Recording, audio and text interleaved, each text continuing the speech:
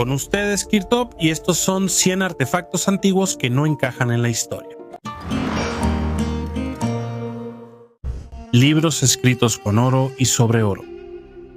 Una increíble exposición dedicada a los libros cubiertos de oro, escritos sobre oro o con oro, se inauguró en la Biblioteca Británica. El proyecto llamado Gold reunió códices, rollos y documentos de las colecciones de la biblioteca. En total, son 50 objetos provenientes de 20 países en 17 idiomas relacionados con las 5 principales religiones del mundo. Muestra cómo este metal precioso ha capturado la imaginación de escribas, artistas y mecenas a lo largo de la historia en diferentes culturas y religiones. Entre los objetos presentados, un contrato del sur de la India impreso en una tira de oro de más de 2 metros de largo del año 1691, cánticos budistas grabados en 2 tiras de oro de Myanmar, Birmania, que datan de los siglos V y VI, uno de los objetos más antiguos de la exposición, un sello imperial bizantino, una encuadernación del Corán del siglo XIII con el ejemplo más antiguo conocido de estampado en oro sobre cuero, el Sutra del Loto budista escrito en un rollo con tintas de oro y plata, los Evangelios de Harley en oro, completamente escritos con tinta dorada en el siglo IX, el libro de cinturón de los Tudor y demás. Una antigua cantera en China. En China se guardan muchos misterios. Entre ellos no solo hay antiguos entierros de personas de piel clara, sino también pirámides enterradas bajo capas de tierra. El tamaño de los antiguos megalitos, así como las huellas de trabajo en su superficie. Los conspiracionistas creen que su origen es obra de un antiguo pueblo que poseía conocimientos de alta tecnología, así como tecnologías extraterrestres, y que habitaba en el territorio de la antigua China. Existe la posibilidad de que este pueblo fuera el que construyó las pirámides chinas, y en ese mismo periodo aparecieron las primeras tumbas de gigantes de cabello claro de raza caucásica. Según la opinión de los historiadores, la última extracción de piedra caliza en esta cantera se realizó en el siglo XV. Las razones por las que se detuvo el trabajo y se dejó de extraer el mineral son desconocidas para la ciencia. La piedra caliza es bastante fácil de trabajar, por eso la extracción se realizaba con herramientas improvisadas, como lo demuestran los arañazos caóticos en las paredes. Es extraño. La cantera se ha conservado hasta nuestros días y no ha sufrido erosión. Algunos investigadores creen que la cantera fue explotada mucho antes de nuestra era, y los bloques de piedra quedaron sepultados bajo una capa de arcilla durante los cataclismos que ocurrieron. Y los teóricos de la conspiración suponen que este lugar era un complejo de navegación que permitía orientarse en el espacio, y el megalito más grande cumplía la función de una antena de infrasonido. Quienquiera que haya sido el creador de estos monumentos, una cosa se puede decir con certeza: fue un gran pueblo. O tal vez algo más que solo un pueblo. Gracias a ellos, en China todavía se encuentran construcciones sorprendentes y equipos de alta tecnología. La franja de agujeros en Perú.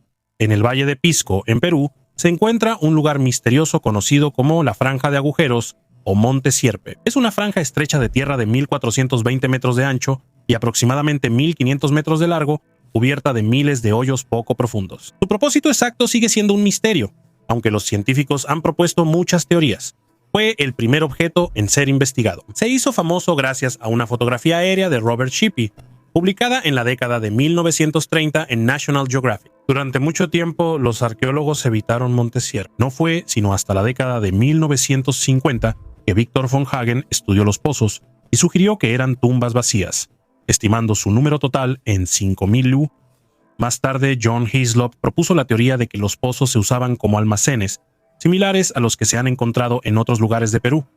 Cada agujero tiene un diámetro de aproximadamente 1 metro. Están hechos de diferentes maneras. Algunos están excavados en un montículo, otros están rodeados de muros de piedra. Investigaciones modernas, incluyendo un mapa detallado creado con un dron en 2015, demostraron que la franja de agujeros está compuesta por entre 5.000 y 6.000 pozos divididos en bloques con patrones únicos. Cerca se encuentran caminos incas y restos de almacenes, y la cerámica encontrada indica que su origen es del siglo XV, cuando los incas conquistaron al pueblo Chincha. El arqueólogo Charles Stanish cree que los pozos pudieron haber servido para medir el tributo agrícola que los agricultores locales entregaban a los gobernantes. Otros científicos, como Jean-Pierre Prosen, creen que la franja de agujeros podría ser más antigua. Él cree que los pozos pudieron haberse utilizado para almacenar fertilizantes como excrementos. Hasta el día de hoy, la franja de agujeros sigue siendo uno de los hallazgos arqueológicos más enigmáticos de Perú. ¿Quién la creó? ¿Para qué? ¿Y cómo? Sigue siendo motivo de debate y nuevas investigaciones. La composición del cóctel ritual.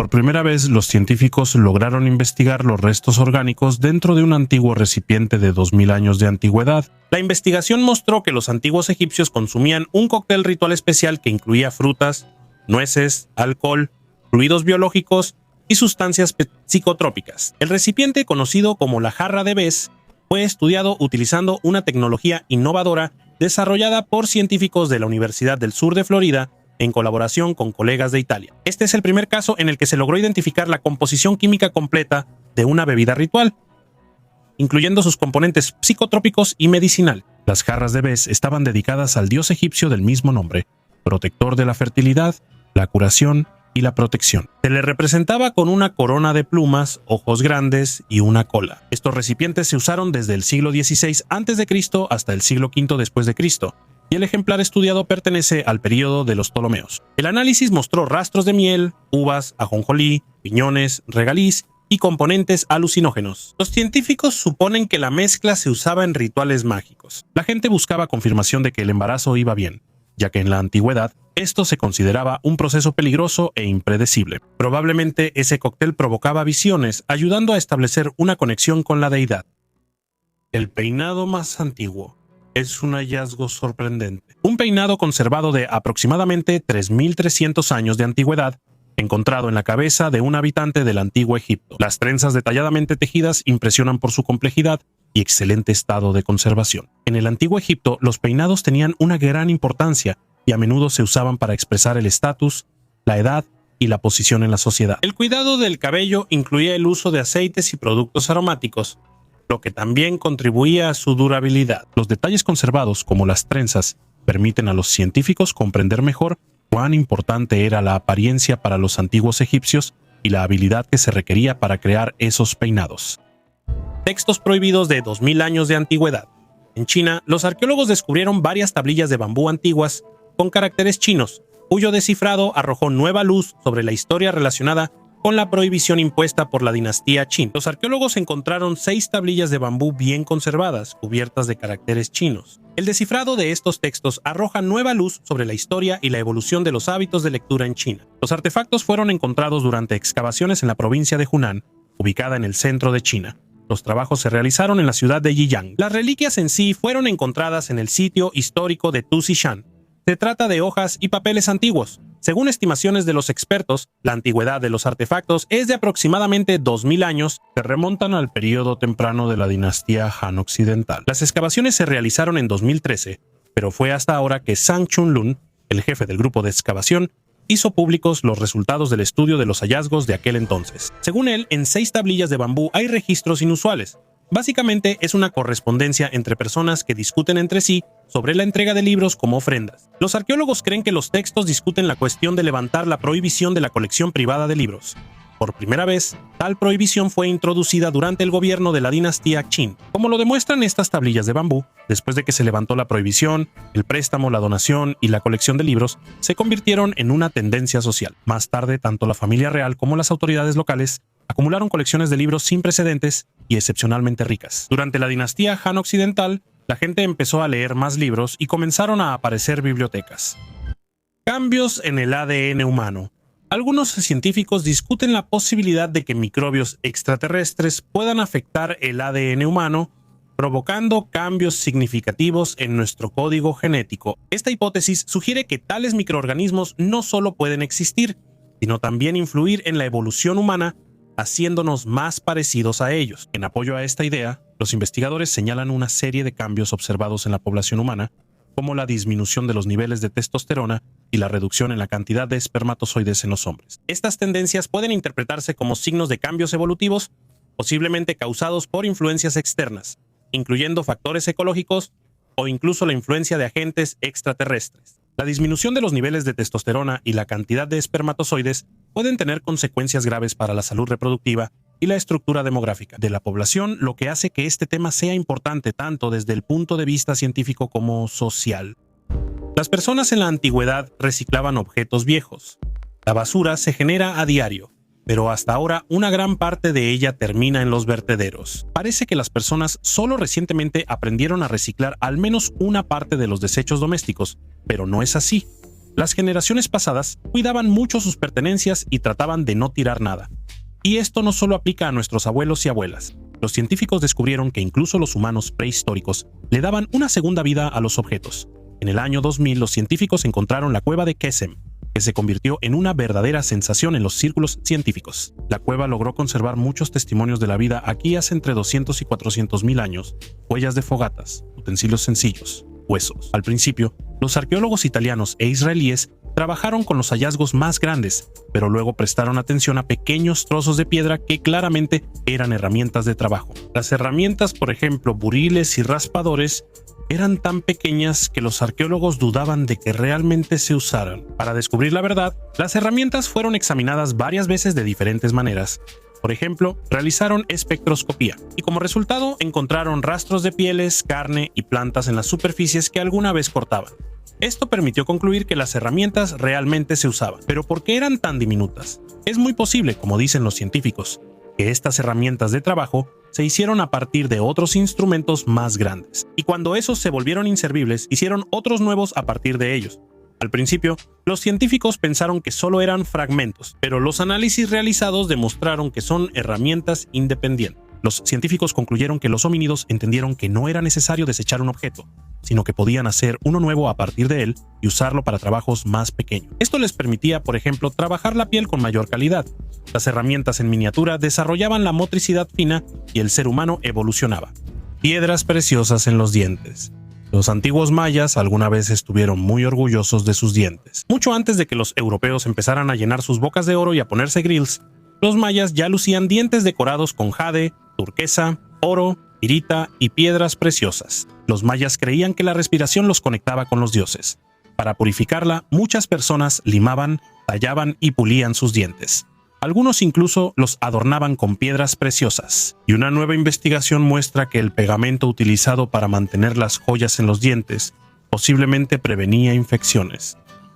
Hasta el año 900 de nuestra era, muchos pueblos mayas en lo que hoy es Guatemala, Belice y México colocaban piedras de colores en la parte frontal de sus dientes. Los dentistas mayas perforaban agujeros en el esmalte y la dentina, luego ajustaban las piedras y aplicaban el pegamento. Normalmente esto ocurría como parte de un rito de iniciación al pasar a la vida adulta.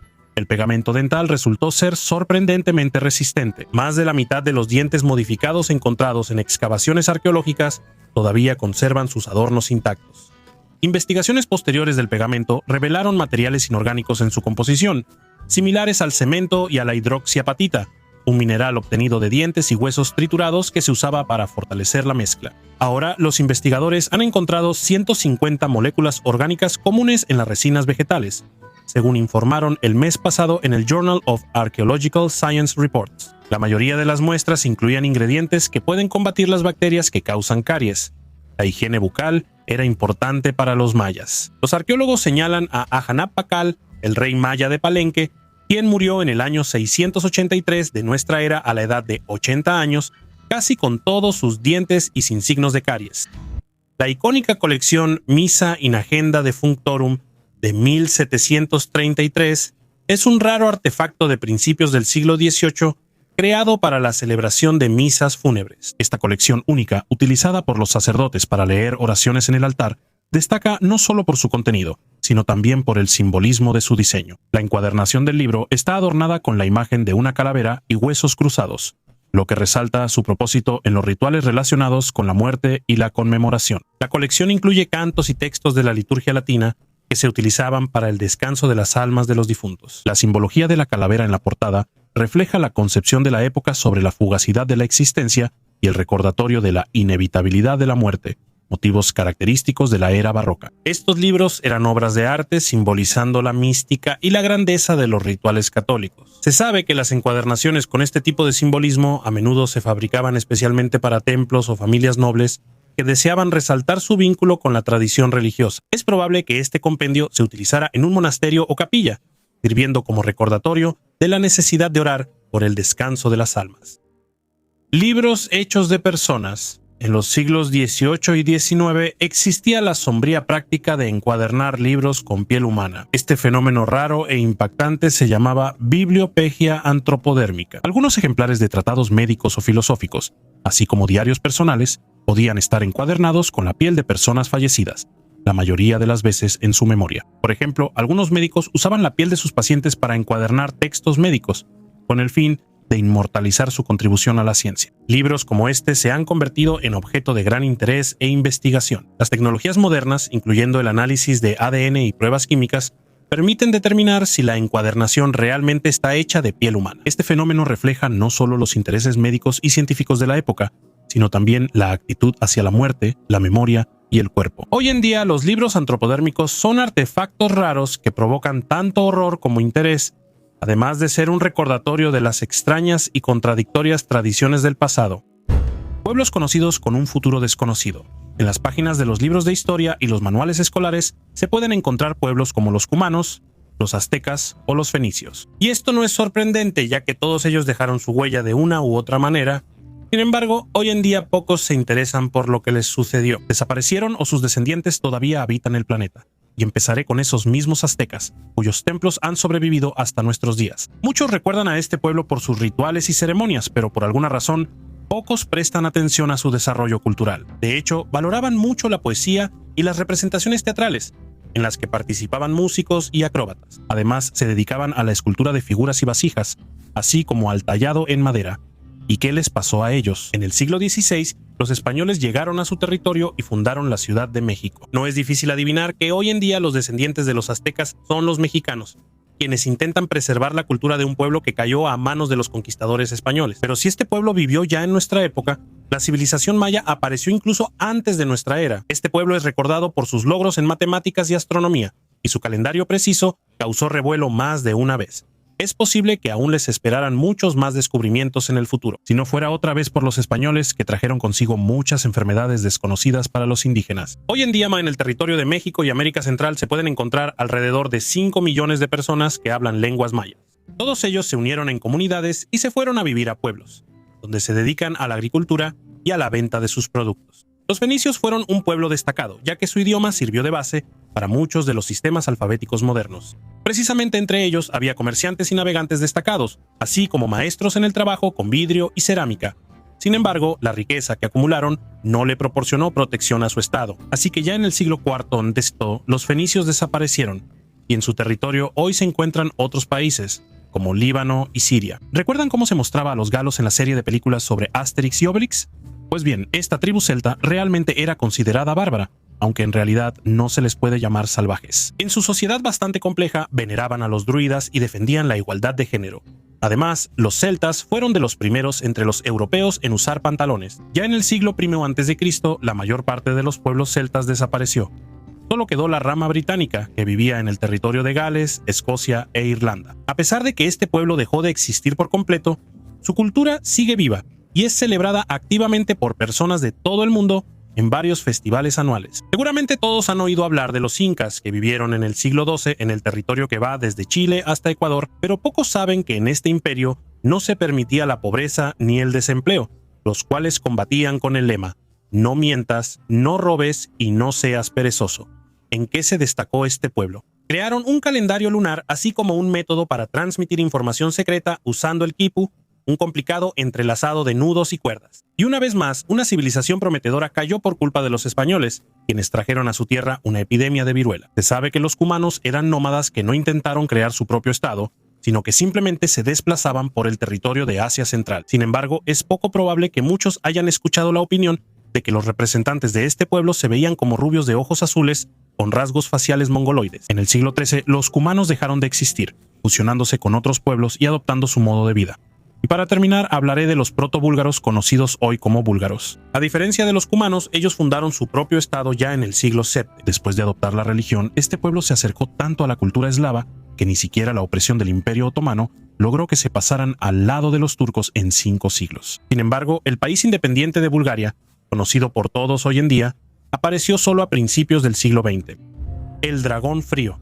Al estudiar los restos fosilizados de una criatura encontrada en la provincia canadiense de Alberta, paleontólogos de Londres descubrieron un ser previamente desconocido, al que llamaron Criodracon boreas, con una envergadura de hasta 10 metros, y un peso de 250 kilogramos, esta especie resultó ser uno de los animales voladores más grandes de la historia. Pertenece a la familia de los asdárquidos, un tipo de pterosaurios que a menudo se confunden con los pterodáctilos, y vivió en el período Cretácico hace aproximadamente 77 millones de años. El dragón frío tenía una envergadura de hasta 10 metros y pesaba alrededor de 250 kilogramos, lo que lo convierte en uno de los reptiles voladores más grandes de la historia. Los restos del dinosaurio, partes de las alas, patas, costillas, vértebras y cuello, fueron descubiertos hace 30 años en Canadá, pero los paleontólogos supusieron todo este tiempo que pertenecían a una especie de pterosaurio ya conocida.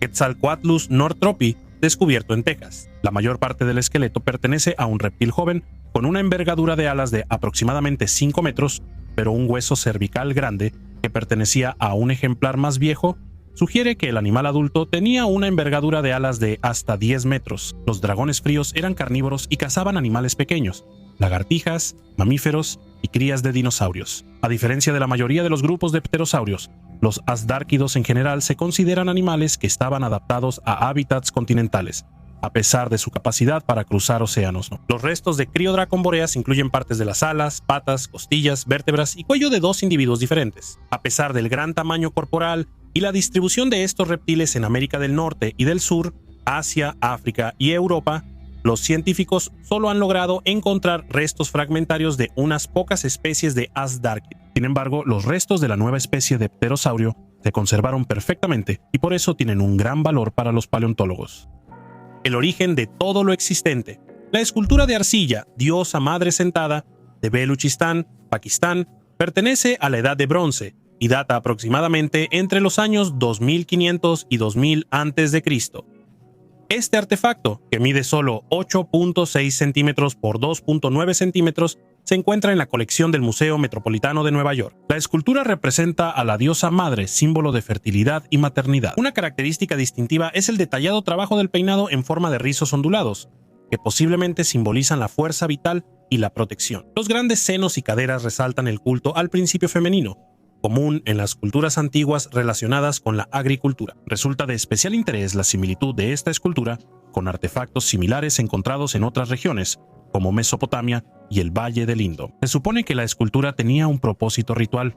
Probablemente se utilizaba en ceremonias relacionadas con la fertilidad de la tierra y de las mujeres. Una interpretación más mística sugiere una conexión con antiguos cultos cósmicos, donde la figura podría simbolizar el vínculo entre las fuerzas celestiales y terrenales, actuando como intermediario entre los mundos. La belleza inmóvil, la madre de luto. La máscara de una mujer joven, creada por un maestro desconocido durante la dinastía Liao. Entre los años 907 y 1125, demuestra el más alto nivel de maestría en el trabajo de metales de esa época. Hecha de bronce dorado, esta máscara encarna una imagen de serenidad y elegancia refinada. Los Liao, que gobernaron en la parte norte de China, eran conocidos por sus innovaciones en la artesanía, incluyendo la adaptación de técnicas chinas a sus propios estilos únicos. Esta máscara probablemente servía como un importante amuleto, protegiendo el alma de la mujer fallecida en su viaje al más allá. En ella se pueden ver rasgos delicados que reflejan un parecido retratístico con la difunta, lo que la distingue entre otros artefactos culturales de esa época. Un soporte especial bajo la barbilla, diseñado para sujetarse con ropa de seda interior, permite suponer que la máscara no solo tenía un valor estético, sino que también servía para fines prácticos en los rituales funerarios. Los místicos suponen que tales máscaras podían contener información o energía que conectaba a los descendientes con sus antepasados. Algunos investigadores afirman que el estilo característico de los rasgos redondeados pudo haber sido inspirado por ciertos visitantes de otro mundo, especialmente considerando la simbología y las costumbres sagradas de Liao. El primer mamífero de tamaño XXL. Ser un innovador es un gran riesgo y una gran recompensa. El primer anfibio que salió a tierra firme les dio a sus descendientes carta blanca para colonizar la Tierra y conquistar el aire. Y el primer dinosaurio marcó tendencias evolutivas para cientos de millones de años en el futuro. Pero cientos, si no es que miles de especies se extinguieron al no poder competir.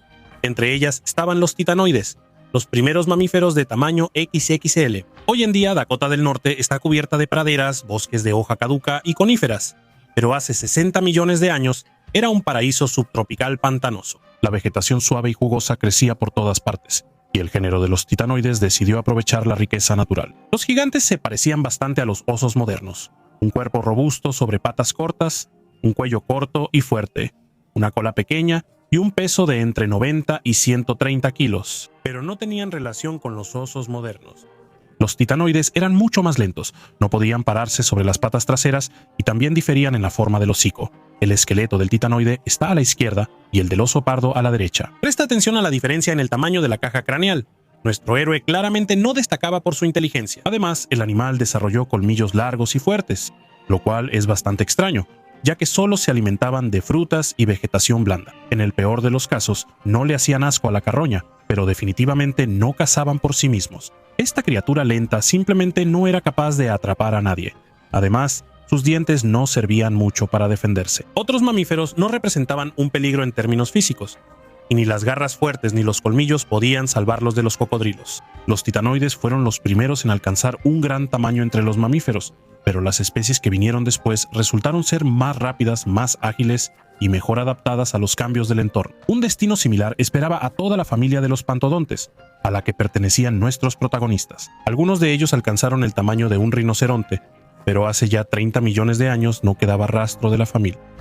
La invasión de brujas y vampiros. En Filipinas, en los años 50, se difundieron rumores sobre una invasión de aswangs, seres malignos del folclore filipino, similares a vampiros y brujas. Estas criaturas míticas supuestamente atacaban a las personas, lo que provocó una ola de miedo entre la población. Sin embargo, detrás de estos rumores no estaba el folclore, sino una operación cuidadosamente planeada por la CIA para reprimir a los insurgentes filipinos. Los agentes estadounidenses decidieron aprovechar las supersticiones de los habitantes locales. La CIA secuestraba a los habitantes locales o los mataba de maneras horribles, dejando los cuerpos a la vista para provocar pánico. Luego difundían rumores de que estos eran ataques de aswangs. Esa táctica aprovechaba los miedos y creencias de la gente, lo que llevó a una disminución del apoyo a los rebeldes entre la población local. Era una guerra psicológica cuyo objetivo era quebrar el espíritu de la gente sin recurrir a enfrentamientos abiertos. Este caso muestra cómo los mitos y el folclore pueden ser utilizados con fines políticos y militares,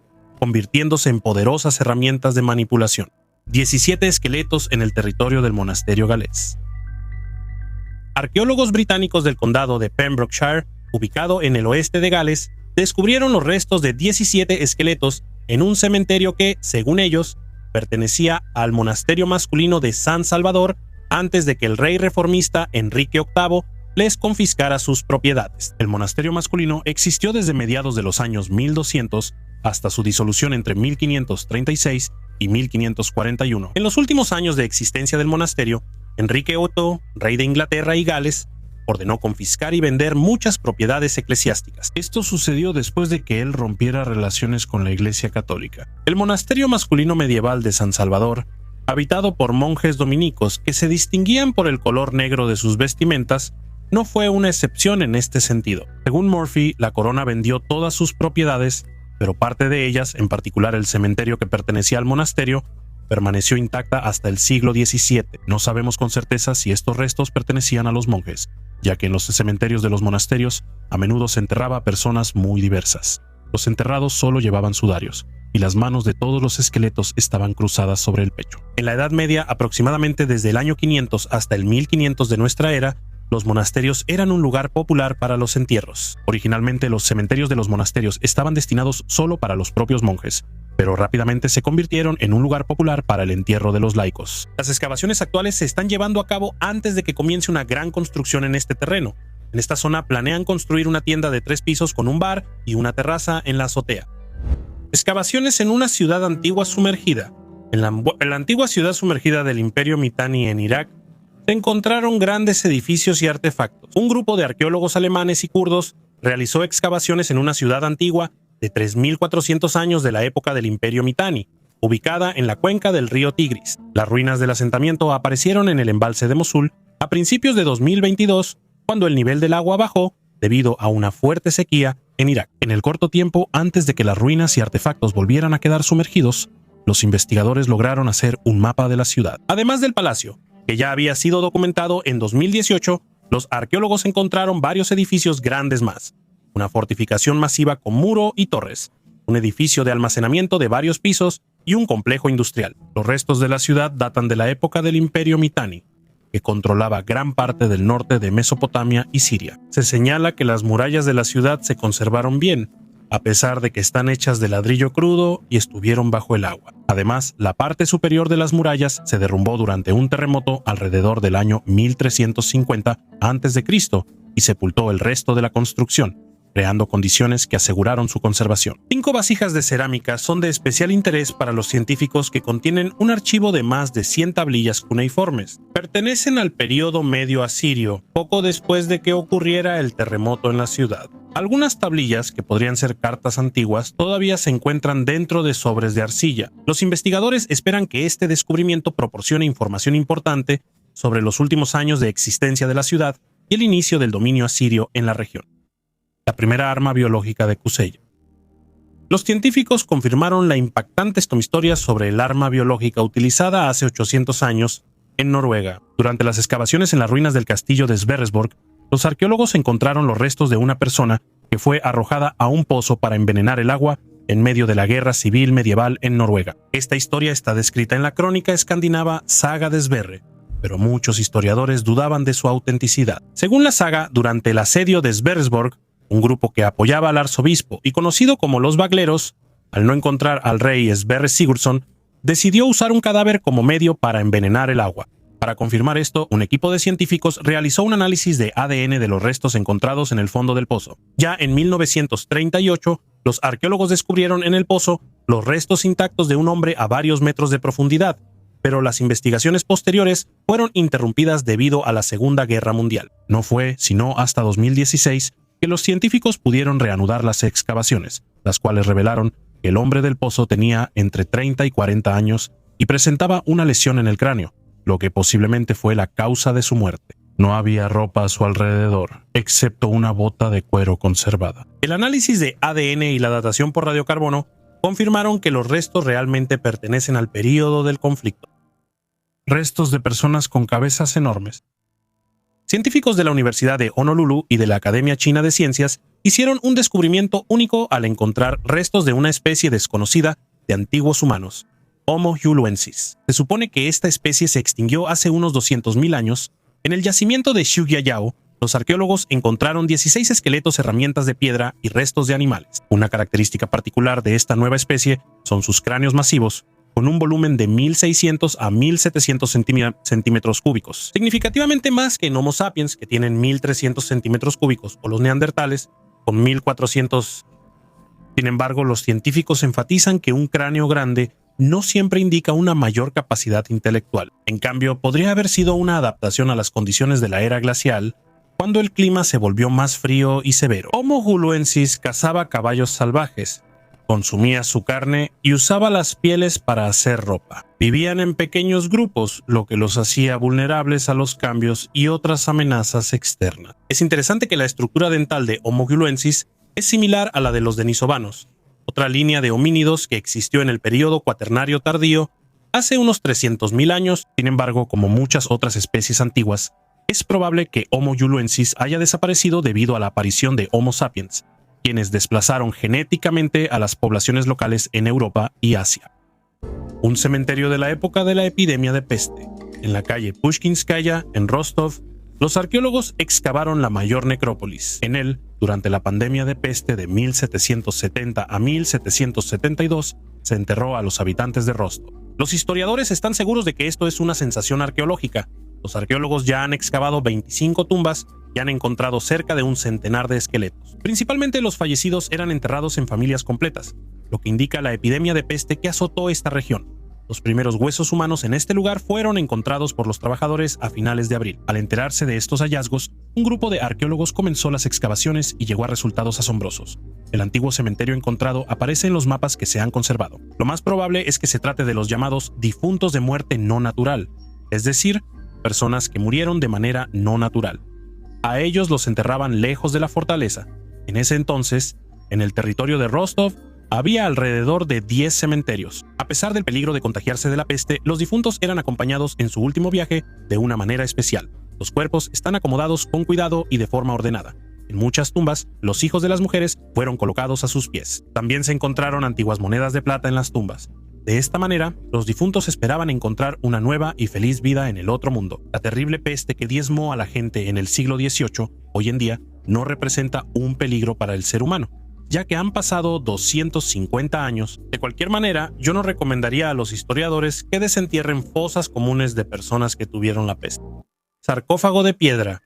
En Italia, los arqueólogos descubrieron un sarcófago intacto de 2500 años de antigüedad que permaneció oculto bajo tierra junto al lago volcánico de Bolsena. Durante las excavaciones de un antiguo asentamiento etrusco llamado Vicencio, en la orilla del lago, se encontraron varias tumbas que datan del período entre los años 700 y 500 antes de nuestra era. Para sorpresa de los científicos, ninguna de las tumbas fue saqueada, lo cual es algo raro para un sitio tan antiguo. Llamó especialmente la atención un sencillo sarcófago de piedra que conservó su contenido en estado original.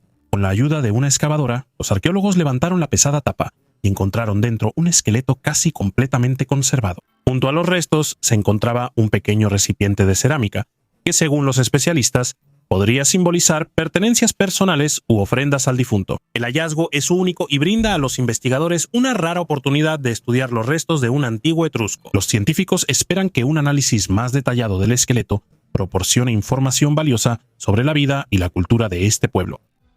Таинственная гробница Чингисхана. La muerte alcanzó al gran comandante mongol en 1227 durante otra campaña, y durante muchos años los científicos e investigadores han estado preguntándose dónde fue enterrado el fundador del imperio mongol. Existen leyendas que dicen que el cuerpo de Chingis Khan fue devuelto a su tierra natal y enterrado junto con una enorme cantidad de tesoros. Por eso ha sido un objetivo muy atractivo para investigadores, científicos y simples aficionados a los tesoros durante siglos. Se cree que tras su muerte muchas personas fueron asesinadas en honor a su amado Khan. Todos los que se cruzaban en el camino hacia el lugar de entierro eran ejecutados por los guerreros. Después de que los esclavos cavaron la enorme tumba, ellos también fueron asesinados. Y luego mataron a los guerreros que habían matado a los esclavos. Aunque existe una versión que dice que los guerreros se suicidaron voluntariamente para servir a Chingis Khan después de la muerte. Después, las versiones de la leyenda sobre el entierro del comandante difieren. La primera dice que se desvió el cauce de un río que hasta hoy oculta la tumba. La segunda supone que después del entierro se soltó una manada de caballos que pisoteó todas las huellas de la tierra removida. Hoy en día los mongoles siguen valorando y venerando a Chingis Khan. En el país no buscan su tumba porque consideran que violar la voluntad del fundador del imperio mongol de ser enterrado en secreto es un gran pecado. Por eso los investigadores de otros países solo pueden construir teorías y suposiciones, explorar la zona por su cuenta o con la ayuda de drones. Pero ni el gobierno ni los habitantes permitirán realizar excavaciones históricas. Ciudades secretas de la Amazonia. En la Amazonia se descubrió toda una red de antiguas ciudades perdidas. Fueron encontradas usando la tecnología LIDAR, conocida como láseres en el cielo. Esta tecnología fue adaptada para observar lo que sucede bajo la cubierta de la selva tropical. Las ciudades construidas por las comunidades Casarabe entre los años 500 y 1400 de nuestra era están ubicadas en el bosque de Llanos de Mojos, en Bolivia, y durante siglos estuvieron ocultas bajo las densas copas de los árboles. En las ciudades se encontraron muchas estructuras complejas y elaboradas, diferentes a cualquier otra descubierta previamente en la región, incluyendo terrazas de 7 metros de altura que cubren un área equivalente a 30 campos de fútbol y pirámides icónicas de 30 metros de altura. Un grupo internacional de investigadores del Reino Unido y Alemania también descubrió una extensa red de cuerpos de agua, represas y puntos de control que se extienden por varios kilómetros. El descubrimiento desafía la idea de la Amazonia como un paisaje históricamente intacto, dicen los investigadores, mostrando que fue hogar de un urbanismo temprano, creado y gestionado por pueblos indígenas durante milenios. Hay estructuras monumentales a solo un par de kilómetros unas de otras, conectadas por miles de kilómetros de canales y diques que unen embalses y lagos. Hasta finales del siglo XX existía escepticismo sobre si la región del Amazonas podía sostener a alguien más que tribus de cazadores-recolectores. Las llanuras de Mojos, en el extremo suroeste del Amazonas, se inundan durante varios meses al año en la temporada de lluvias, lo que las hace inadecuadas para la residencia permanente. Sin embargo, en las últimas décadas han surgido pruebas de la existencia de sistemas de irrigación, trabajos de movimiento de tierra, grandes ciudades, represas y canales en esta zona, que a menudo se extienden por muchos kilómetros en línea recta a través de las sabanas. Después de obtener las imágenes, la vegetación se elimina de las fotografías en la computadora y de esta manera se crea un modelo digital de la superficie terrestre que también se puede mostrar como una imagen en 3 dimensiones. Durante este proceso se descubrieron 2 áreas sorprendentemente grandes, de 1.5 y 3 kilómetros cuadrados, con un denso sistema de asentamientos de 4 niveles. Por ahora es imposible estimar cuántas personas vivían en estas ciudades. Sin embargo, la disposición del asentamiento indica que Оно было довольно густонаселенным. Архитектурная планировка крупных поселений культуры Касарабы свидетельствует. los habitantes de esta región estaban creando un nuevo paisaje social y comunitario. La escala, la monumentalidad y el esfuerzo laboral asociados con la construcción de edificios civiles y ceremoniales, la infraestructura y la gestión de los recursos hídricos, así como la dispersión espacial de los asentamientos. Todo esto es diferente a las culturas andinas. Los asentamientos complejos e interconectados de la Amazonía Sur las superan ampliamente en escala. La higuera de 2000 años. Arqueólogos irlandeses hicieron un descubrimiento inesperado al encontrar restos carbonizados de una higuera de 2000 años en el cabo Drumanach, al norte de Dublín. Este hallazgo se convirtió en una prueba importante de que el Imperio Romano, que antes consideraba a Irlanda inalcanzable, sí tuvo influencia en su cultura. El cabo Drumanach fue un punto clave de conexión entre Irlanda e Inglaterra, que estaba bajo el dominio de Roma. Entre los hallazgos realizados por los investigadores del University College de Dublín, el higo resultó ser el más sorprendente.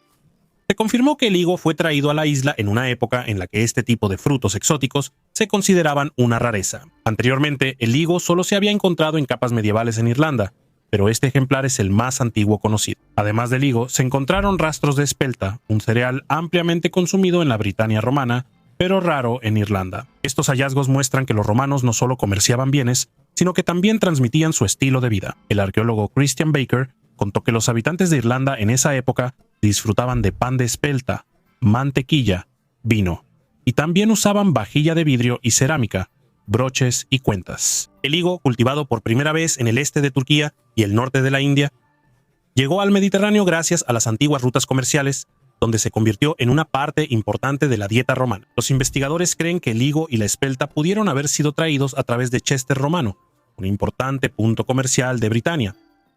Самая массовая находка мумий.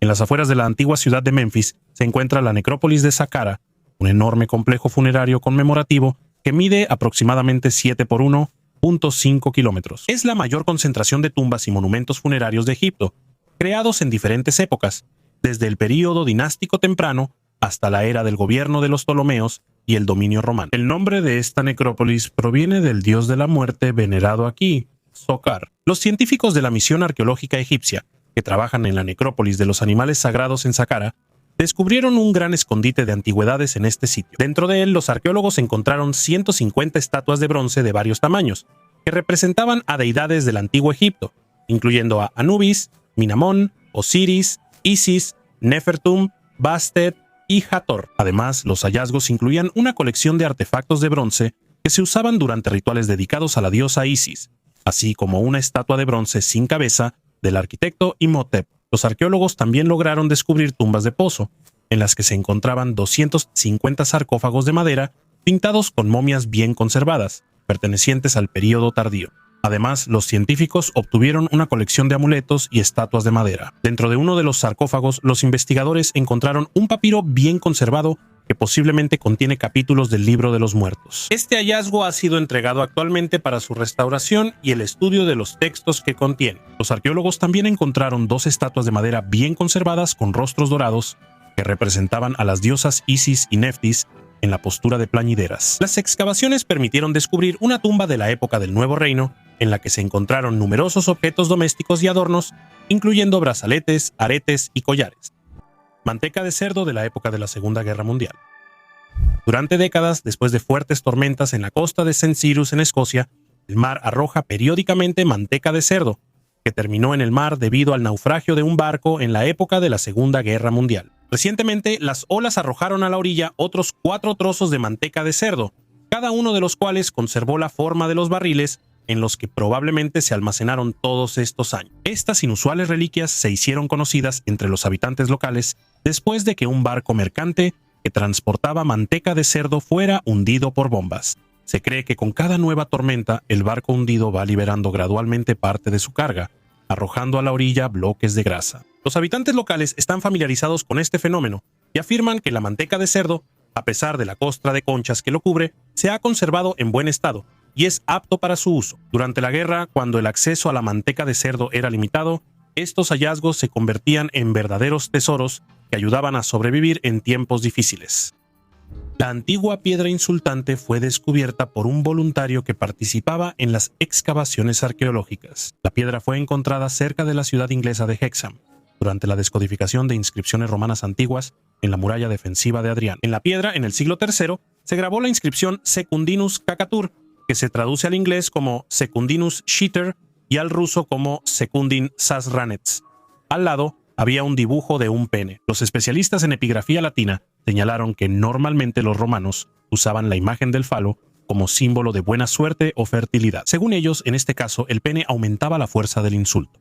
La piedra, de 40 centímetros de ancho y 15 centímetros de alto, fue encontrada por el ex bioquímico Dylan Herbert. Él hizo el descubrimiento al final de la segunda semana de su voluntariado en las excavaciones. El autor de la piedra claramente tenía grandes problemas con Secundino, ya que estaba lo suficientemente seguro como para declarar públicamente sus pensamientos en la piedra. No tengo dudas de que Secundino se sorprendió tanto como nosotros cuando vio la inscripción paseando por este lugar hace 1700 años. Según los especialistas, cada pene tallado con una letra en el que se invirtió algo de tiempo no deja dudas sobre la profundidad de los sentimientos del demonio. En total, en el muro de Adriano, la fortificación defensiva que los romanos construyeron entre los años 122 y 128, se encontraron 13 piedras con falos tallados en ellas. El secreto de los monjes budistas. El budismo es una de las religiones más antiguas. Existen muchos artefactos gracias a los cuales podemos reconstruir la historia de esta religión, sus valores y características. Uno de esos artefactos es considerado la colección de textos Tripitaka coreana. En ella se recopilan todos los conocimientos sobre el budismo que se acumularon durante décadas. No son copias de textos ya existentes. Es el original que ofrece una imagen completa del conocimiento sobre el budismo. En la península coreana hay un monasterio llamado Haeinsa, que es muy importante para toda la cultura asiática. Este lugar es notable no solo por su belleza y la tranquilidad que la gente encuentra aquí, sino también porque aquí se conservan textos absolutamente únicos. Esta colección se fue reuniendo durante varios siglos. Aquí están descritos todos los cánones del budismo, y simplemente no existe otra colección tan completa. Todos los textos se conservan en tablillas de arcilla. Hay más de 80.000. A veces, por esta razón, la colección de textos se llama el Tripitaka de 80.000. Todos estos textos se dividen en tomos, que son más de 6.000. La altura de cada una de estas tablillas es de 25 centímetros y el ancho es de aproximadamente 70. Se puede decir que en estos textos se guarda toda la sabiduría de los antiguos, y se necesitó mucho tiempo para estudiar esta herencia. Ahora las tablillas están cuidadosamente protegidas, pero los turistas tienen la oportunidad de ver estos textos en persona. El templo donde se guardan los textos está abierto para los viajeros. Desafortunadamente, la colección de textos fue casi completamente destruida durante la invasión de los mongoles. Todas las tablillas resultaron gravemente dañadas, pero eran una parte tan importante de la cultura que la dinastía gobernante encargó restaurar todos los registros.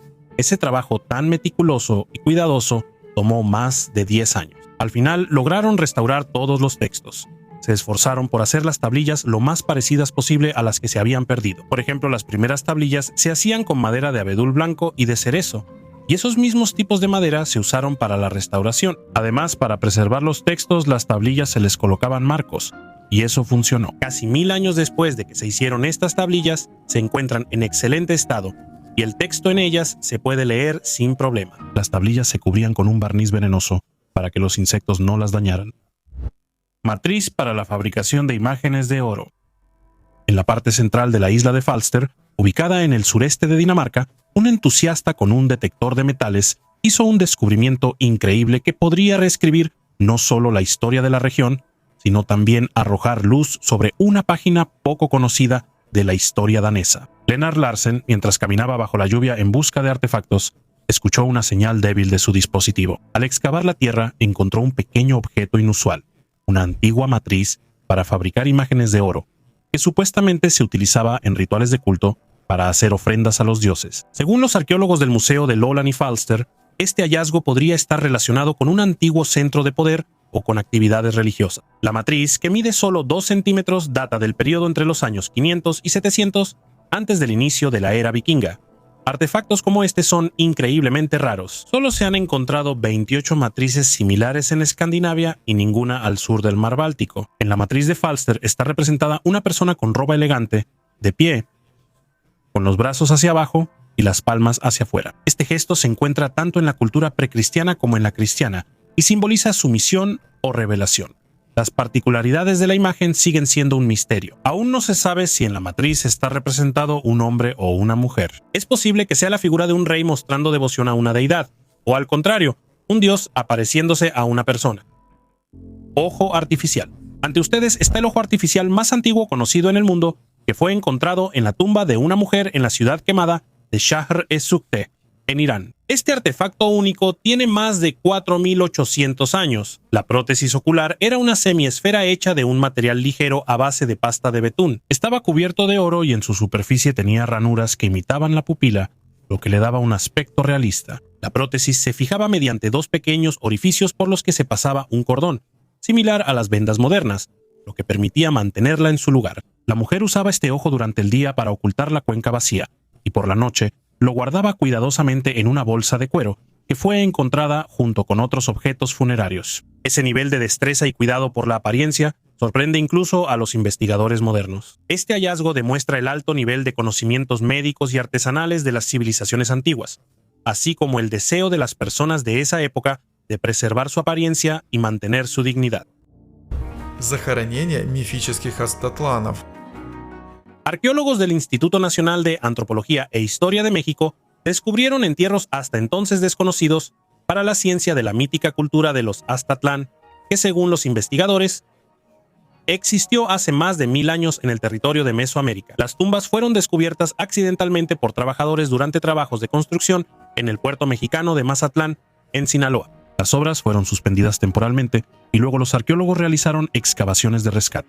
Como resultado, desenterraron entierros que datan de antes del período español. Resultaron ser tumbas bastante sencillas, que fueron construidas sobre un montículo natural. La idea resultó efectiva. El antiguo túmulo protegió de manera confiable las tumbas contra la erosión y la destrucción durante un milenio. La superficie del túmulo resultó estar cubierta de fragmentos de conchas, que fueron compactados en la tierra. Probablemente esto formaba parte del ritual funerario. Aquí mismo, los investigadores encontraron restos de construcciones de madera que posiblemente también fueron erigidas con fines rituales. Los cuerpos de los fallecidos fueron hallados bajo el piso de estas construcciones. Los expertos llegaron a la conclusión de que las sepulturas pueden pertenecer a la misteriosa cultura de Aztatlán. Esta cultura está casi sin estudiar, ya que hasta ahora se han encontrado muy pocas evidencias de su existencia. Sin embargo, según las leyendas de otros pueblos, se sabe que Aztatlán representaba una extensa red cultural y comercial que abarcaba un territorio considerable. Según una de las versiones, esta civilización podría estar relacionada con el mítico Aztatlán, un lugar que se considera la cuna de los aztecas. Además, traducido del idioma náhuatl, la palabra azteca significa gente de Aztlán. Aztlán se menciona en varias fuentes etnográficas del periodo colonial, pero los científicos aún no han encontrado una conexión directa entre él y la cultura de Aztatlán. Según el arqueólogo Alfonso Grave Tirado, la tumba encontrada data aproximadamente del año 900 de nuestra era. En ese periodo, la región experimentó el auge del desarrollo social, económico y político de los estados locales. Gigantes en Cerdeña.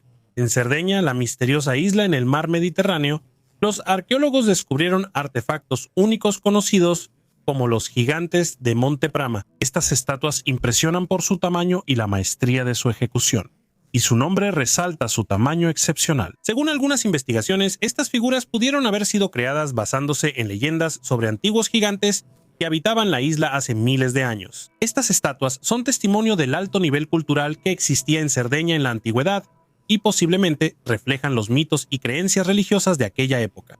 Los gigantes de Monte Prama son figuras de piedra que representan personas de cuerpo entero, a menudo armadas y vestidas con armaduras tradicionales de aquella época. Algunas teorías sugieren que las figuras pudieron haber sido creadas en honor a personas especialmente importantes o héroes de aquella época, posiblemente incluso gigantes que realmente existieron. Esta idea se alimenta de leyendas y tradiciones locales que han sido transmitidas de generación en generación por los habitantes de Cerdeña. Así, las estatuas gigantes de Monte Prama dejan muchas preguntas sobre su origen, su propósito y sobre a quiénes debían representar. La opinión más común sobre su origen es, por supuesto, la extraterrestre. Como afirman algunos científicos, Las estatuas son copias completas de visitantes del espacio. Los antiguos querían inmortalizar su imagen en la Tierra como muestra de gratitud. Se dice que hace miles de años recibieron de estos personajes ciertas tecnologías y conocimientos. No podemos confirmar ni refutar esto, por supuesto, así que sigamos adelante. Embarcación de hace 700 años. Hace muchos años los barcos de vela eran el principal medio de transporte con el que la gente viajaba por el mundo. Y lo más importante, comerciaban mercancías de un extremo al otro. La mayoría de los barcos que navegaban por las aguas de la Tierra terminaron en el fondo del océano como resultado de ataques de fuerzas enemigas o cataclismos naturales. Solo unos pocos barcos bien conservados se guardan en museos navales. La mayoría descansan en el fondo del océano. Un hallazgo arqueológico interesante ocurrió durante trabajos de construcción en Tallinn, Estonia. Cuando los trabajadores excavaban la tierra para construir los cimientos de un nuevo edificio, descubrieron una embarcación de 25 metros de largo que se cree que es un barco hanseático del siglo XIII. La embarcación fue encontrada a 1,5 metros de profundidad bajo tierra, cerca del puerto de Tallinn, cerca de la antigua desembocadura del río Harjapeya, una vía fluvial que ya no existe. Se descubrió que el casco de la embarcación está casi intacto y muy bien conservado en la tierra en comparación con otras embarcaciones similares encontradas en el pasado. El arqueólogo Michael Tammet realizó un análisis dendrocronológico de la madera y los resultados mostraron que la embarcación hundida data del año 1298. Según los datos históricos, a pesar del lugar inusual donde se encontró la embarcación hundida, en el siglo XVIII este lugar todavía estaba bajo el agua y solo a principios del siglo XX fue transformado para el desarrollo de infraestructura. El lugar en sí está bastante cerca del puerto de Tallinn. En 2008, a solo 50 metros de este sitio, se encontró otra embarcación hundida similar. El barco fue atribuido a la comunidad hanseática, una poderosa red comercial que se extendía desde Inglaterra hasta Rusia. En el siglo XIII, esta red comercial era probablemente una de las mayores potencias económicas del mundo, dedicada al comercio de bienes y artículos de lujo. Los barcos que formaban parte de esta red estaban hechos para durar cientos de años y resistir innumerables tormentas. Esmeraldas malditas. Estas esmeraldas, a las que llaman malditas, se convirtieron en uno de los hallazgos más trágicos en la historia de la búsqueda de tesoros. Fueron descubiertas por Jay Miskovich, un hombre que dedicó su vida a la búsqueda de tesoros antiguos. En 2010, frente a las costas de Florida, logró encontrar un depósito de esmeraldas valuado en varios millones de dólares. A primera vista parecía una suerte capaz de cambiarle la vida para bien. Sin embargo, el hallazgo pronto atrajo la atención no solo de los medios, sino también de agencias federales, incluyendo al FBI. Comenzaron los juicios e investigaciones cuyo objetivo era averiguar el origen de las piedras preciosas. Las complejas batallas legales y la presión pública convirtieron la vida de Miskovich en una pesadilla. Las constantes acusaciones y la presión de las autoridades hicieron su existencia insoportable, y al final se suicidó. Esta tragedia se convirtió en la base de la leyenda sobre las esmeraldas malditas, que no trajeron a su dueño riqueza y éxito, sino dolor y sufrimiento. Hoy en día, esta historia sirve como un recordatorio sombrío de que detrás de los grandes descubrimientos a veces pueden ocultarse consecuencias aterradoras. El arte del período glacial, el mamut de la región de Alb-Donau, Alemania, representa uno de los ejemplos más antiguos del arte del período glacial, que data de hace aproximadamente 35.000 años. Esta figura en miniatura está tallada en colmillo de mamut, lo cual en sí mismo es un testimonio de la destreza y el sentido artístico de los pueblos prehistóricos. Descubierto en la década de 1930, el artefacto se convirtió en un eslabón importante en el estudio del arte temprano de la humanidad. La particularidad de esta obra radica no solo en su antigüedad, sino también en su nivel de detalle. En la superficie de la figurilla se pueden ver incisiones posiblemente simbólicas o decorativas, que le añaden significado al artefacto. Podrían ser ejemplos tempranos de comunicación o representaciones espirituales de los antiguos habitantes. Los arqueólogos suponen que figurillas como estas podrían haber sido utilizadas con fines rituales, sirviendo como talismanes para los cazadores o símbolos de buena suerte. El mamut, que simbolizaba la fuerza y la resistencia, probablemente desempeñaba un papel importante en la cosmovisión de las tribus primitivas. ¿El rey Arturo existió o no existió? El castillo de Camelot, el caballero de la mesa redonda, el mago Merlín, la espada Excalibur. ¿Adivinaron de qué estamos hablando? Vamos a hablar del rey Arturo, el legendario héroe de los relatos y novelas medievales, en los que aparece como un gobernante justo, defensor del honor y del código de caballería. Según las leyendas, el rey Arturo vivió entre los siglos V y VI y fue el líder de los britanos que habitaban Britania. Las leyendas cuentan que durante la invasión de las tribus germánicas anglosajonas a las islas británicas, en el periodo de las grandes migraciones, Arturo encabezó la resistencia que logró rechazar a los invasores. Sin embargo, ningún historiador contemporáneo puede afirmar con certeza si este hombre existió realmente. Los científicos han intentado en repetidas ocasiones atribuir la imagen legendaria de Arturo a diferentes figuras históricas, pero todos estos intentos han resultado poco convincentes. Las menciones más antiguas sobre el rey Arturo datan del siglo IX.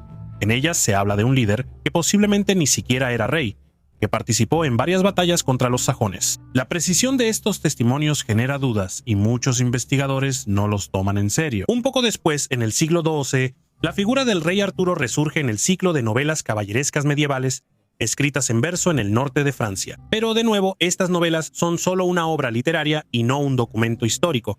En Gran Bretaña hay varios monumentos que tradicionalmente se asocian con la leyenda del rey Arturo. Por ejemplo, el ahora destruido castillo de Tintagel, donde se cree que nació el futuro rey. Pero durante las excavaciones arqueológicas realizadas en las ruinas del castillo, los científicos no encontraron ninguna evidencia que confirmara la existencia real del rey Arturo. Lo más probable es que los científicos nunca lleguen a saber si el rey Arturo fue una persona real o solo existió en la imaginación de la gente. El árbol del joven en Irlanda, después de un huracán que derribó una haya de 215 años, se descubrió en las raíces el esqueleto de un joven que murió en la Edad Media. Es sorprendente que en 1800 el árbol fuera plantado accidentalmente justo sobre la tumba, y sus raíces crecieron a través de los restos, preservando detalles importantes que permitieron a los científicos estudiar la historia del joven. El análisis mostró que tenía entre 17 y 20 años por su dieta, el joven se alimentaba bien y probablemente pertenecía a la parte acomodada de la sociedad. Sin embargo, el estudio también reveló una curvatura en la columna vertebral, lo que puede indicar trabajo físico pesado durante la infancia. La causa de la muerte fue violenta. Se encontraron 2 mellas en las costillas, lo que indica heridas de cuchillo. Este caso resalta la importancia de los descubrimientos arqueológicos accidentales, que arrojan luz sobre las historias personales de personas que vivieron hace siglos. Los arqueólogos excavaron una finca de 2000 años de antigüedad. Un grupo de arqueólogos israelíes descubrió las ruinas de una granja agrícola de 2000 años en el sitio de Yarbat Asad, ubicado al este del mar de Galilea. Allí se encontraron decenas de telares utilizados para fabricar ropa, grandes vasijas de cerámica para almacenar alimentos y herramientas agrícolas de hierro, incluyendo varias picas y hoces. Las antiguas monedas encontradas permitieron fechar esta finca en la segunda mitad del siglo II a.C., durante la época de los Geasmoneos. Tuvimos la suerte de descubrir una cápsula del tiempo congelada, donde todo quedó tal como lo dejaron los antiguos habitantes, quienes al parecer se reunieron y se fueron apresuradamente ante algún peligro inminente, posiblemente la amenaza de un ataque militar. Por fuentes históricas sabemos que en ese periodo el reino judío de los Geasmoneos se expandió hasta Galilea. No se descarta que esta finca también haya sido abandonada precisamente como resultado de esos acontecimientos. Sin embargo, se necesitan más investigaciones para establecer la identidad de los habitantes de este lugar. El grupo también descubrió los cimientos de edificios, vasijas de cerámica y otros objetos que pertenecen a épocas más antiguas, a los siglos XIX a.C. Este hallazgo interesante y significativo se realizó durante las excavaciones previas a la construcción del acueducto que se extiende desde la costa del mar Mediterráneo. Antes de continuar con los trabajos, se planea conservar cuidadosamente la finca, así como todo lo que se encuentra en su proximidad inmediata. Un pedazo de vivienda. Una parte de una tienda de campaña romana de cuero es un recordatorio sorprendente de la vida cotidiana de los soldados que custodiaban el muro de Adriano en la Britania romana. Construido a principios del siglo II después de Cristo, el muro se extendía por 117 kilómetros, separando el Imperio Romano de las tierras bárbaras del norte. El fuerte de Vercovicium, parte de este sistema defensivo, fue una guarnición importante donde los soldados romanos vivían y prestaban servicio. Las tiendas estaban hechas de decenas de pieles de cabra, cuidadosamente cocidas para soportar las duras condiciones del clima del norte de Britania. Cada contubernio, un grupo de 8 soldados, utilizaba una de estas tiendas. Era su hogar, su lugar de descanso y refugio contra el mal tiempo. El proceso de fabricación era tan refinado que las costuras y uniones proporcionaban protección contra la lluvia y el viento, lo cual era sumamente importante en condiciones de humedad y frío constantes. Sin embargo, la parte de la tienda que se ha conservado plantea preguntas. ¿Cómo pudo un material tan frágil sobrevivir durante 2000 años, los arqueólogos suponen que se conservó gracias a las condiciones especiales del suelo del fuerte, así como al mínimo contacto con el oxígeno. Los místicos, por su parte, afirman que esas tiendas podrían haber sido impregnadas con soluciones especiales, cuyo secreto se perdió. Es posible que esto sea un legado de conocimientos que los antiguos romanos pudieron haber recibido de otras civilizaciones más enigmáticas. Se encontraron rastros de los denisovanos en una cueva en el norte de Laos, en la cueva Tham Ngu Hao II, en las montañas Anamitas, donde hallaron un diente de 130.000 años de antigüedad que, como resultó, pertenecía a un representante de los denisovanos, una subespecie de humanos antiguos cuyos rastros antes se habían encontrado en la cueva Denisova, en Altai y en China. El diente molar encontrado pertenecía a una niña de entre 3.5 y 8 años de edad. La antigüedad del hallazgo se determinó por las capas sedimentarias en la cueva y resultó ser de entre 131.000 y 164.000 años. La estrecha similitud morfológica con el espécimen Xiahe de China indica que pertenecen al mismo taxón y que Tham Ngu Hao II muy probablemente representa a un denisovano. El material antropológico de los denisovanos en el sudeste asiático fue encontrado por primera vez. Los autores de la publicación relacionan la rareza del hallazgo con las características climáticas de la región. También en la cueva se encontraron dientes de grandes mamíferos, incluyendo al estegodón, un antiguo animal proboscideo, pariente del mamut, el elefante y el rinoceronte. Por primera vez se encontraron rastros de los denisovanos en Altai. En la cueva de Denisova, en 2010 después, se descifró su genoma. Después, los científicos encontraron un hueso mandibular en 2019 en la meseta tibetana, demostrando que parte de la especie también vivía en China. Según las ideas actuales, se considera que África es la cuna de la humanidad, pero todavía no hay una opinión unánime sobre cómo ocurrió este proceso. Varios científicos creen que hubo 3 expansiones de los antepasados humanos desde África hacia Eurasia: la del ancestro temprano, Homo hace aproximadamente 1.9 millones de años, la de los antepasados de los neandertales y los denisovanos hace unos 700.000 años y la de los humanos modernos. Hace unos 50.000 años, según los datos arqueológicos, el hombre de Denisova es una subespecie independiente de humanos antiguos. Apareció en Altai después de una fuerte ola migratoria desde el Medio Oriente hace aproximadamente 300.000 años. Sus huellas se han encontrado en la cueva de Denisova, de la cual recibió su nombre. El descubridor de Australia fue el holandés Guillermo Jansson en 1606. Sin embargo, los datos científicos de principios del siglo XX sugerían que en la isla norte había una ruta hacia África.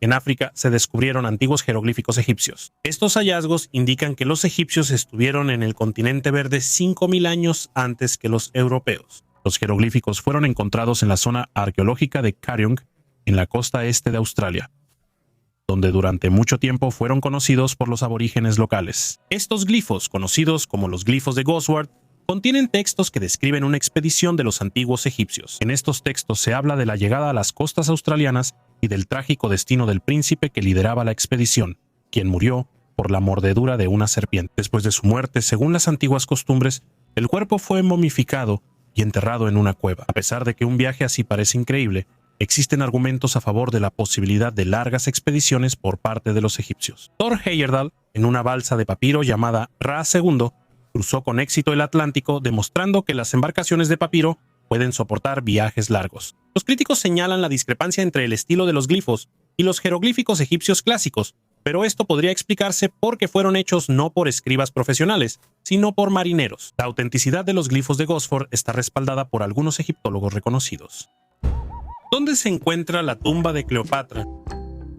Cleopatra, o Cleopatra Septimo Filopator, fue la última reina del Egipto helenístico. Ante todo, es conocida por la dramática historia de amor con el general romano Marco Antonio. Cuando Egipto se rindió a Roma, la reina se quitó la vida para no convertirse en prisionera del emperador romano Octaviano Augusto. Antonio también se suicidó, solo que un poco antes que Cleopatra. Los historiadores antiguos afirmaban que los sirvientes enterraron a los amantes juntos inmediatamente después de su muerte, en los años 30 a.C., en una tumba preparada para el entierro. El historiador griego antiguo Plutarco escribió que la tumba de Cleopatra y Antonio estaba ubicada junto al templo de la diosa egipcia Isis y era un monumento majestuoso y hermoso, cuyo interior era deslumbrante. Aquí había una gran cantidad de oro, plata, esmeraldas, perlas y muchos objetos hechos de ébano y marfil. ¿Dónde se encuentra la tumba de la reina egipcia y el general romano sigue siendo un misterio hasta hoy? En 2010, el exsecretario general del Consejo Supremo de Antigüedades de Egipto, Zaki Hawass, realizó excavaciones en la aldea de Taposiris Magna, donde en tiempos de Cleopatra se enterraba a altos funcionarios. Aunque los arqueólogos hicieron muchos descubrimientos interesantes en ese entonces, no lograron encontrar la tumba de Cleopatra y Antonio. Los investigadores señalan que, incluso si la tumba de la reina ha llegado hasta nuestros días, pudo haber sido gravemente dañada por saqueadores. En ese caso, sería muy difícil reconocerla. Agua bendita del aire acondicionado. En el templo Sri Bankebihari, en Brindavan, India, ocurrió un incidente curioso que podría haber pasado en cualquier lugar, pero que resulta especialmente llamativo en un país con cientos de dioses y templos para cualquier ocasión. Los creyentes se agolparon junto a la estatua del elefante, de la cual caía agua gota a gota. Decidieron que era agua bendita de los pies de Krishna. Sin embargo, en realidad el agua era simplemente condensación que goteaba del aire acondicionado que enfriaba el templo. Para las personas que nunca se habían visto aires acondicionados, esa explicación no era suficiente. Los creyentes seguían afirmando que ese era el mismo néctar de los pies de loto de Krishna que los sirvientes del templo recolectan cada mañana durante el lavado de los pies divinos. Incluso el templo tuvo que emitir una declaración oficial para disipar el mito y advertir a la gente que no bebiera esa agua. El peligro de esa agua radica en que en el sistema de aire acondicionado pueden formarse hongos y bacterias que fácilmente llegan a las gotas. Esto podría causar infecciones, pero cabe señalar que los estómagos de los habitantes de la India están acostumbrados a condiciones adversas. De lo contrario, no podrían comprar comida en los mercados callejeros. Cuando este caso fue contado en la televisión, los creyentes incluso se molestaron con la administración del templo por no haberles advertido antes. Pero convencer a alguien que ya cree esa tarea es casi imposible. Templo para la diosa con cabeza de león. En Egipto, en la zona de Atribis, se descubrió un antiguo templo tallado en la roca. Su antigüedad se estima en unos 2100 años y pertenece a la época del reinado de Ptolomeo VIII, quien gobernó del 170 al 116 a.C. Este gobernante, conocido por su compleja historia política y familiar, dejó muchos monumentos y el nuevo templo se ha convertido en un hallazgo importante. En las paredes del templo se conservaron bajorrelieves que representan a Ptolomeo Bio haciendo una ofrenda a la diosa Repit con cabeza de león y a su hijo Caland. Repit era la esposa del dios Minra, quien estaba asociado con la fertilidad. Los arqueólogos suponen que el templo fue construido precisamente para esta diosa, aunque su nombre aún permanece desconocido. Durante las excavaciones, los científicos descubrieron una sala donde se guardaban los utensilios del templo y ánforas. En la entrada de la habitación se encontraron bajorrelieves únicos que representan a Repit y Minra. Resulta de especial interés la imagen de Minra rodeado de decanos estelares, por los cuales los antiguos egipcios se orientaban durante la noche. Estas estrellas tienen cuerpos humanos combinados con cabezas de animales como el halcón y el ibis. Restos del dragón danzante. Investigadores de China descubrieron los restos de un dinosaurio emplumado previamente desconocido para la ciencia, al que llamaron el dragón danzante. La criatura habitó nuestro planeta hace aproximadamente 120 millones de años. Según los científicos, este interesante hallazgo ayudará a arrojar luz sobre las brechas evolutivas entre los dinosaurios y las aves. El fósil único de un dinosaurio volador fue descubierto hace 10 años en la provincia china de Liaoning, pero apenas ahora se ha dado a conocer.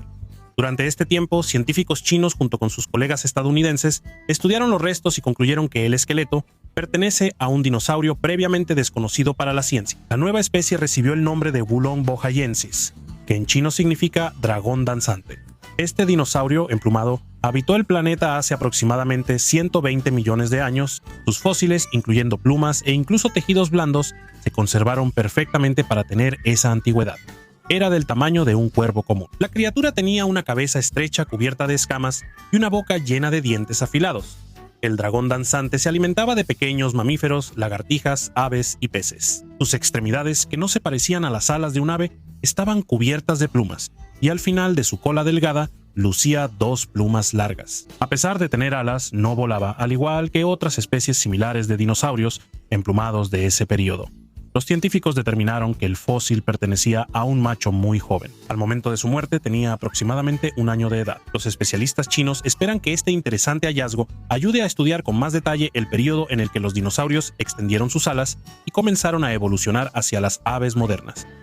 La veta de oro del holandés perdido. Quizás la historia más popular sobre tesoros perdidos en América del Norte es la historia de la mina de oro del holandés perdido. La montaña de la superstición, ubicada cerca de Phoenix, Arizona, es el lugar supuesto de este tesoro perdido. En 1840 la familia mexicana Piralto descubrió una rica mina de oro. Su última expedición para extraer oro en México fue en 1848. Según la leyenda, los apaches atacaron esa expedición y todos los miembros de la familia fueron asesinados, excepto 2 personas de la familia Piralto, quienes lograron huir a México.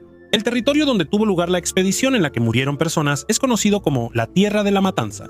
Pocos sabían la ubicación exacta de la mina de oro y el número de trabajadores en ella era limitado. Muchos mapas se conservaron a lo largo de los años solo para perderse para siempre.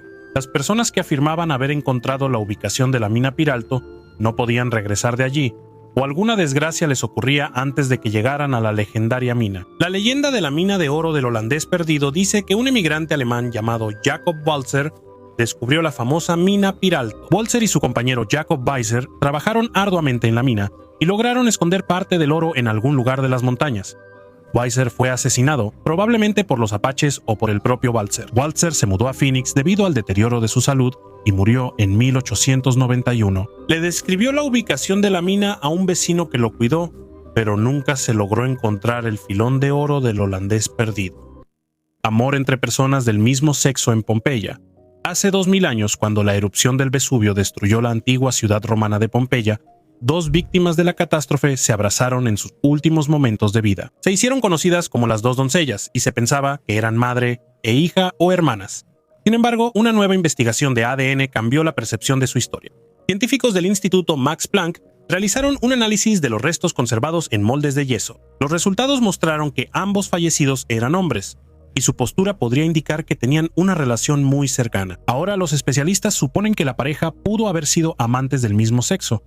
Los datos de la tomografía y los análisis de ADN confirmaron que los fallecidos no eran familiares. El hombre identificado como persona 22 tenía más de 20 años y su acompañante, persona 21, tenía entre 14 y 19 años. Sacar la conclusión de que había amor entre personas del mismo sexo entre estos 2 hombres solo por el hecho de que murieron en una erupción volcánica creo que no es del todo correcto, pero los científicos modernos también pueden sorprendernos con sus razonamientos. Mi objetivo era solo hablar de este, por así decirlo, descubrimiento. Y si creer o no en los científicos, eso ya lo decide cada quien. Necrópolis con 95 esqueletos. Ante ustedes está uno de los lugares más misteriosos y únicos del Cáucaso, la necrópolis de Dargavs, ubicada en Osetia del Norte. Es un complejo arquitectónico medieval, también conocido como la necrópolis de Dargavs.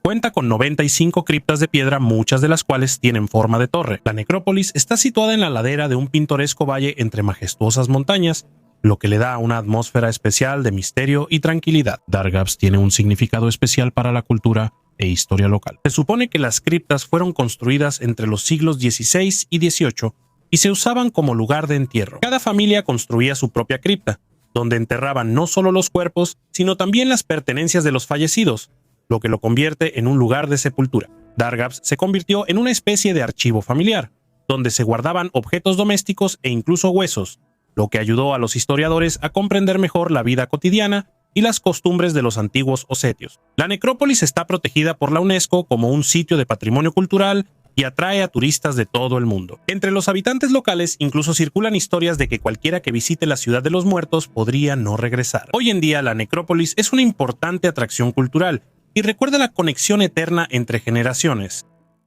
El bosque de piedra. Болгарии. En Bulgaria hay un lugar realmente especial. Cerca de Varna hay un bosque de piedra que consiste en construcciones, pero su origen aún no ha sido determinado. Es uno de los lugares más populares de este pequeño país, que atrae la atención no solo de turistas, sino también de científicos. Este lugar parece un conjunto de esculturas de piedra que están llenas de arena. Si miras de cerca, puedes notar los contornos de rostros humanos y siluetas de animales, así como algunos símbolos, por ejemplo, un corazón. Nadie sabe cuándo apareció este bosque. Los científicos aún no han podido encontrar las respuestas a esta pregunta. Por primera vez, este bosque se menciona en una fuente de principios del siglo XIX.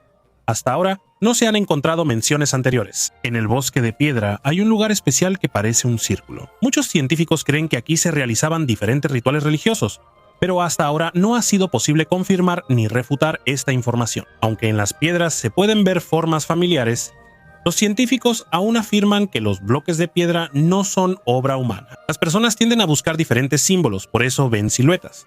Hay muchas teorías sobre cómo apareció el bosque de piedra. Algunos suponen que esto es obra de extraterrestres, otros tienden a creer que fue construido especialmente para realizar rituales, y algunos científicos suponen que antes en este lugar había un mar y por eso se formaron estos bloques de piedra. Los viajeros que han venido a este bosque de piedra afirman que en este lugar la tecnología deja de funcionar y que la persona misma recupera su energía y siente cómo se llena de fuerzas espirituales. Muchos vienen aquí para realizar algunos rituales. Según la creencia local, para encontrar el amor hay que tocar la piedra en forma de corazón, y si una pareja quiere tener hijos, debe tocar la estatua en forma de cigüeña. También hay una piedra con un agujero que, según la leyenda, puede purificarte de tus pecados. Para eso, hay que pasar a través de ella. Anillo con holograma.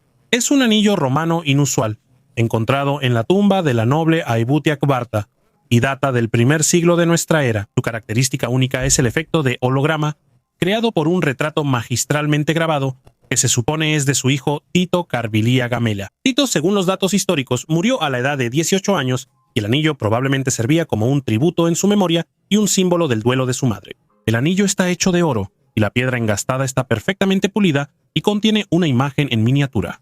Este retrato es inusual para esa época. Los detalles del rostro son tan realistas que crean la sensación de una imagen tridimensional, como si alguien te mirara desde lo profundo de la piedra. Una técnica de este tipo era increíblemente complicada, lo que indica el altísimo nivel de habilidad de los joyeros de la antigua Roma.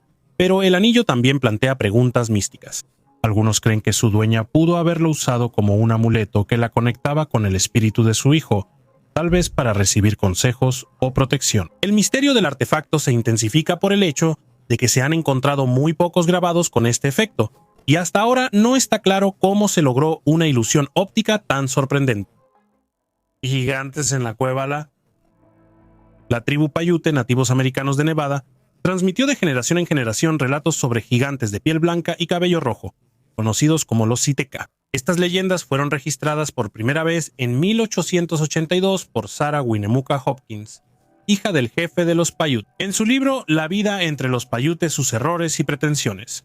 Según las leyendas, estos gigantes eran caníbales crueles. Es especialmente significativa la historia sobre la batalla que tuvo lugar en el sitio que hoy se conoce como la Cueva de Lovelock. Según la leyenda, a principios del siglo XX, los arqueólogos descubrieron miles de artefactos en esta cueva, lo que dio origen a hipótesis sobre la veracidad de estas leyendas. Los Saiteka, o devoradores de tule, una planta acuática, usaban balsas hechas de esta planta para cruzar el lago Laontan durante la última era glacial.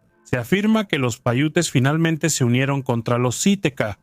Al perseguirlos, los acorralaron en una cueva. Al negarse a salir y pelear, los gigantes fueron destruidos con flechas encendidas que las tribus dispararon a la cueva, provocando un incendio. Muchos de los gigantes murieron. Los demás se asfixiaron por el humo. La cueva Lovelock, también conocida como la Cueva de los Murciélagos, se considera un lugar antiguo que se formó incluso antes de la llegada del ser humano al continente. En 1886, los indígenas locales le contaron la leyenda al ingeniero John Reed, quien no pudo iniciar las excavaciones. Más tarde, en 1911, unos mineros que extraían guano encontraron artefactos, lo que dio lugar a las primeras investigaciones arqueológicas. En 1924, la segunda excavación reveló alrededor de 10.000 objetos, incluyendo señuelos de pato y sandalias de tamaño inusualmente grande, lo que confirmó los relatos sobre gigantes. El análisis de radiocarbono indicó que la cueva estuvo habitada aproximadamente en el año 1500 antes de nuestra era. Las discusiones sobre la existencia de gigantes no cesan. Sin embargo, muchos científicos creen que simplemente eran personas de una estatura superior al promedio. Los hallazgos realizados en la cueva, incluyendo piedras con marcas de calendario y mucho más, ahora se pueden ver en los museos de Nevada y en el Museo Smithsoniano. La losa de granito negro de Heracleón, que alguna vez fue uno de los puertos más grandes del antiguo Egipto, desapareció bajo el agua después de un devastador terremoto en el primer siglo antes de nuestra era. Su existencia se consideró un mito durante mucho tiempo hasta que el arqueólogo francés Franck Godiot descubrió la ciudad perdida a principios de los años 2000 en la bahía de Abu Qir, cerca de la costa moderna de Egipto. El hallazgo más destacado fue una enorme losa de granito negro en la que estaba grabado el nombre de la ciudad y detalles sobre su conexión con los antiguos dioses egipcios. Junto con la losa, los arqueólogos encontraron decenas de barcos hundidos, estatuas sorprendentemente bien conservadas, templos y una gran cantidad de artefactos, incluyendo joyas, monedas y pertenencias personales de los habitantes. Las excavaciones continúan, y cada objeto encontrado arroja luz sobre el papel de Heracleion como un centro clave de comercio y vida religiosa. La ciudad, sumergida en el abismo marino, es un recordatorio de cómo los desastres naturales pueden cambiar para siempre el curso de la historia. Espada de bronce con cristal de roca. Esta impresionante espada de bronce, incrustada con turquesa y acabados en oro, pertenece al periodo de los reinos combatientes en China, que abarca del siglo IV al II a.C. Fue una época en la que numerosos reinos luchaban por el dominio y la influencia, y el arte de la guerra alcanzó un alto nivel de perfección. Esta espada se destacaba no solo por su propósito bélico, sino también por el impresionante cristal de roca.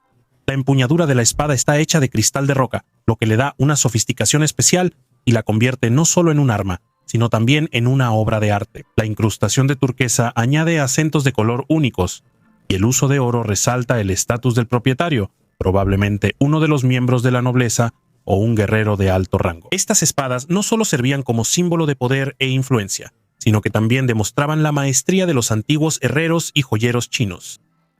Un hallazgo único en Egipto. Durante las excavaciones de la antigua ciudad de Asuán, los arqueólogos encontraron fragmentos de la tapa de un sarcófago que estaban decorados con el colorido rostro de un leopardo. Apenas ahora los científicos publicaron una reconstrucción digital del fragmento de la obra de arte que encontraron en la necrópolis, la cual contiene 300 tumbas que datan del siglo VII a.C.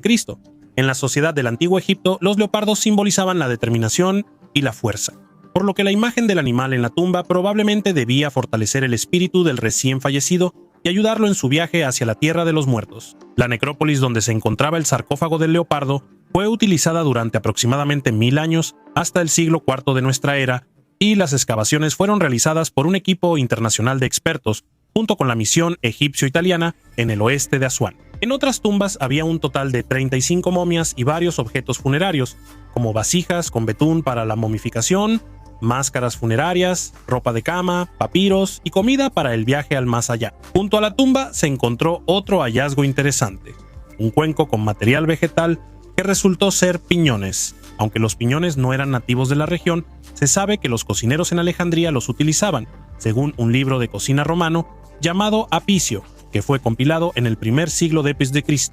Una de las recetas describía huevos cocidos a fuego lento en una salsa hecha de piñones, pimienta molida, miel y pasta de anchoas.